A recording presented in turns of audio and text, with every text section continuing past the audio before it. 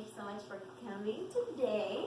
I'm so glad we can spend some family time today. It's really cold outside, so I'm glad we're in today.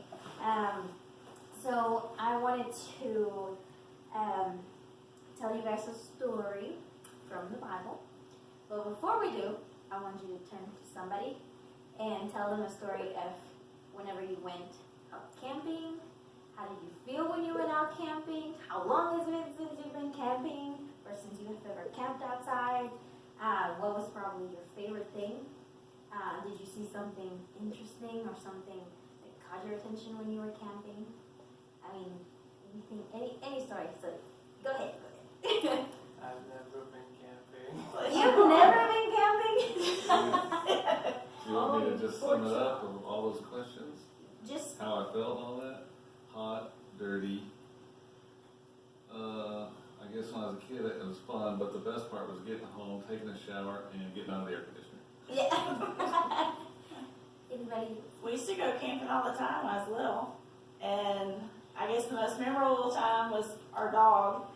He was out running, and there was a blue jay? Yeah. Blue jay kept swooping down out of the tree and snipping him on the tail, and just continually, I mean, the whole time we were there, I remember that, and I remember putting crickets on a hook and cane pole fishing.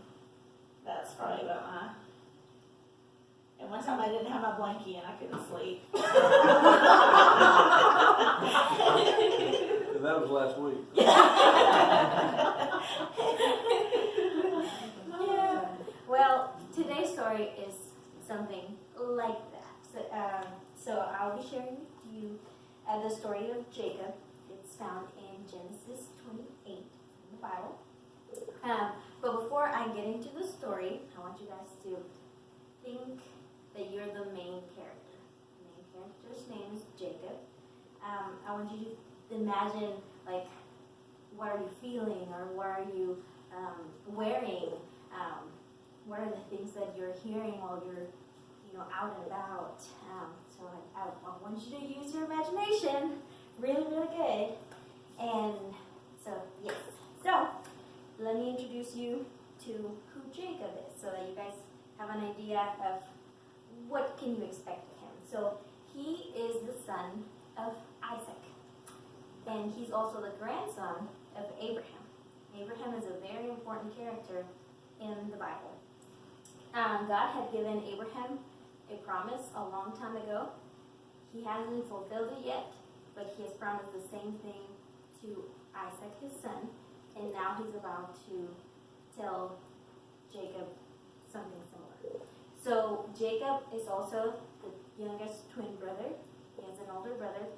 His name is Esau. And Esau, one day he got really mad at Jacob because he had given him his birthright. He was the firstborn. So he was mad at him because he was like, well, now you're taking it, but he had given it before to him. So Jacob is trying to run away from home because his brother wants to kill him. So now I want you to remember that the story is coming straight from the Bible. You guys can check it. You guys can read it for yourselves. So since it's coming from the Bible, I want y'all to know that the story is true. So you can help me saying that it's coming from the Bible, so it is true. Okay? Can you say it? The story is true. The story is true. Okay, awesome. Okay. I'm going to put some background music so that you guys can imagine better. And then you'll see why I have these. So, ready? Here we go. So now you're imagining you're Jacob. When Jacob was running away from his home to save his life from his brother that was chasing him, Isaac, his father, blessed him before he went away. He told him, may God give you the promises that he gave to your grandfather Abraham. May he give you the land in which you are now a stranger, and that he promised to your grandfather Abraham. So finally Jacob left his home, and he was running away, and whenever he got to the land, he camped at night, and while he was camping, he grabbed a rock and he used it as his pillow. So he fell asleep. And while he was asleep, he dreamed that there was a stairway that was going from the place where he was sleeping, the ground, all the way to heaven. And in that stairway, he saw that angels of God were coming up and down, and up and down. And all of a sudden, he saw God at the top of the stairway. And God talked to him, and he told him, Jacob, I am the Lord, the God of your grandfather Abraham. These land in which you are sleeping, I will give to you. Your family and your descendants will be as many as the dust of the earth. And all the families of the earth will be blessed because of you. So I will keep you wherever you go. I will be your God. So finally, and he told them, you will come back to this land, and I will not leave you or forsake you, and I will not leave you until I have done everything I've told you that I was going to do. So Jacob woke up, and he said, oh wow, this place is amazing. Now I understand. This place is the house of God. So he took the rock in which he had laid his head on, he put it in front of him, he poured some oil on it, and he basically blessed it and put it as a memorial, and he said, this place is now going to be called Bethel, the house of God, because I have seen God in this place. He said, I didn't know that God was here. How awesome is this place? And then there, whenever he poured that oil, he made a vow to God, and he said, if God goes with me wherever I go, and if God brings me back to the house of my father, and brings me safely, and he brings me in peace, then God shall be my God. So that's the story of Jacob, and that's the story of whenever he ran away from home, but he found God. So the exciting part is that we now get to, you guys get to share it with me. So I had asked Brandon, well, probably, how do you want to do this? Do you all want us to do it? Do you want to do more charades? Yeah? Sure. Well, I guess we'll charade it. Maybe parts of the story to see how much you guys can remember. Do you want to do it first? Yeah, go ahead. Maybe just one part of the story that you remember, then we'll go around. You want to go chronologically? Sure? Okay. And then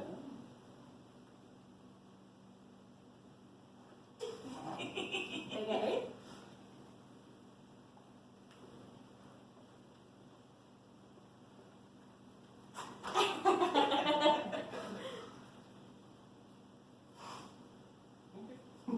That's it? I love it. Sound effects and everything. It's so funny. Okay, anybody else want to try? You don't have to I stand. saw exactly like he did. Okay. You don't have to stand up here. You can do it like in your seats. Like how would you act it out? Just shows we need to trust the Lord. Would you want to try it? No. Yeah. No, that's fine. Well, Brandon did a really good job, I think. Yeah, he got us all through the story, through the motions. he ran away from home. He did more this He time than went we did. to sleep. That's right. He went to sleep. What else did you do? The angels going up The and angels down. going up and down. He saw God. Yeah. That's what ooh was. Isn't that the most important part, that we see God? Yeah. Understand? Yeah. Oh, well, that's awesome. So now I have some questions for you guys. Now that we know the story, now that Brayden was so amazing at reenacting the story, here are some questions. What was something that you guys were imagining, yeah, as you were hearing the story? I could just see the angels going up and down the stairway to God. I mean, up and down. I imagined a big escalator, so some going up, some going down. But I also did not realize that he was a twin. So, yeah. I don't see how he slept with his head on a rock. I know. Could never get that comfortable. Soft rock. Well, it could have been. The soft rock. There's nothing impossible with God, right? Okay. What were you imagining about? Well, I was impressed by the fact that generation after generation after generation after generation down to yours, I had a granddaughter named Bethel. Yeah. After the rock. Yeah. That's right. Yep. And God has blessed us with Bethel.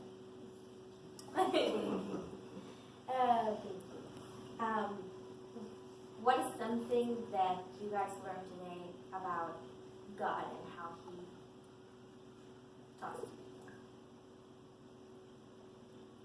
All we have to do is listen. Trust and obey. He's always there for us. He's talked to so many people in so many different ways. That he's so imaginable, you know. So always have to be quiet, listen. He's going to talk to everybody in a different way. Yep.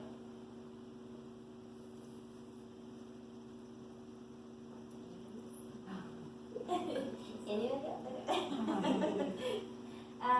What's something that stood out in the story for you?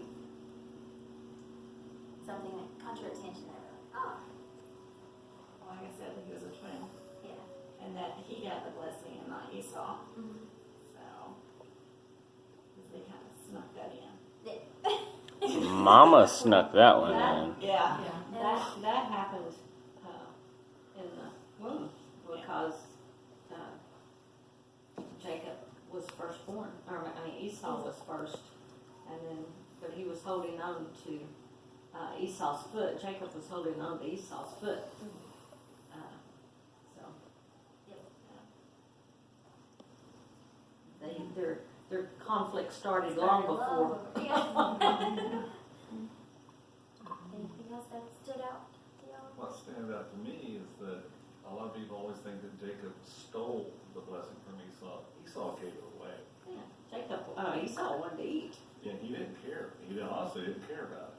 So, He was in my opinion, Jacob got it legally. I mean, his dad even blessed him. So that's, I mean, His daddy thought he was the other one, didn't he? Yeah. There was a little bit of subterfuge Yeah. there. Yeah, he put on a Goat skin. goat skin and pretended to be the other one. Because his mama told him to. Yeah, that's true, that's true, that's true. Uh-huh.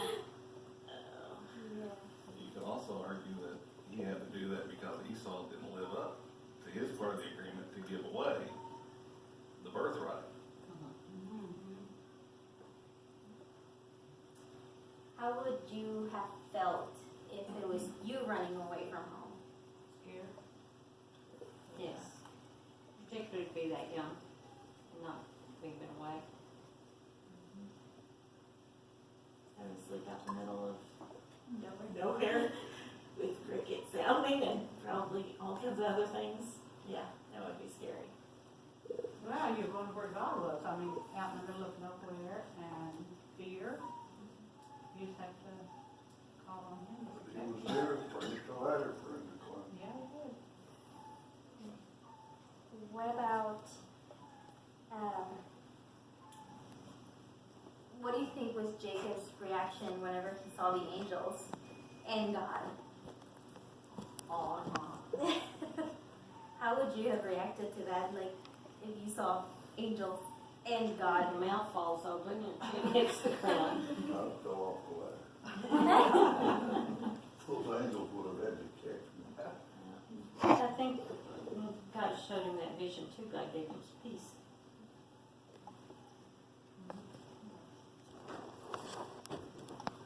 What do you guys think God put this story in the Bible?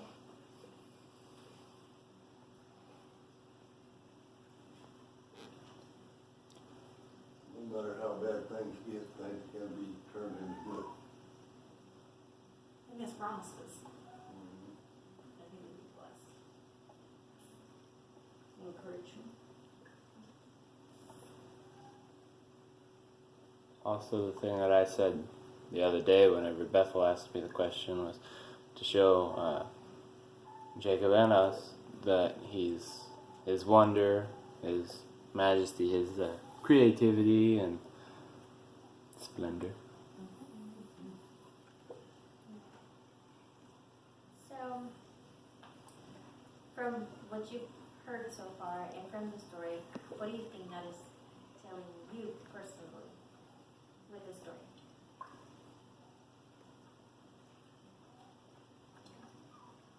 Didn't understand the question. Say it again. Oh, like, what do you feel God is personally telling you? Through the story. Through the story that she told us. Well, that, one thing that sticks out is that no matter how long it takes and where you go, if you've done evil in the sight of God, He'll get you. Esau finally got hit. That kind of sticks out. And what else is that if you stay with God, He'll stay with you. And that we're, seeds of Abraham, so we're blessed, we get those blessings. That it doesn't matter where you're at in life. If you think God's nowhere near you or around you, you're out in the wilderness, everything looks bleak, dark, all hell's breaking loose, God's always there.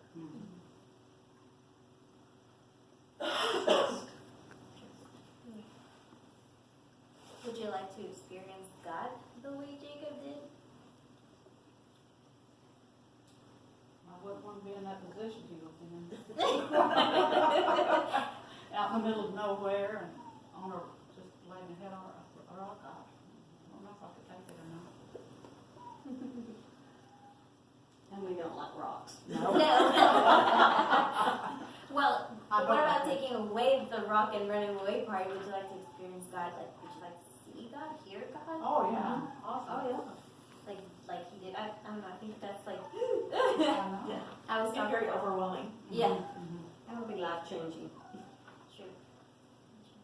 I was talking to one of my sister's friends yesterday, and she was like, I don't know if I would like that because I would realize, God is real, and then all of my excuses for not paying attention to God, like they will have to go away. And I was like, oh wow, I've never thought of that before. And I was like, oh wow, because is there a question anymore?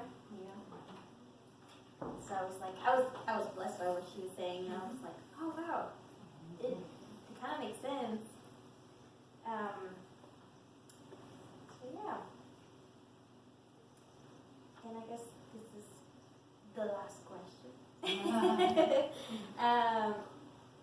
Do you have probably somebody in mind that you could tell this story to? Is it an easy enough story that you could share with somebody? And would you be willing to share it with somebody? I think it's an easy enough story to share with someone if you meet the right person who you think would, that needs it, and encouragement and everything. Yeah, 'cause will it relate to, when we're scared or something is completely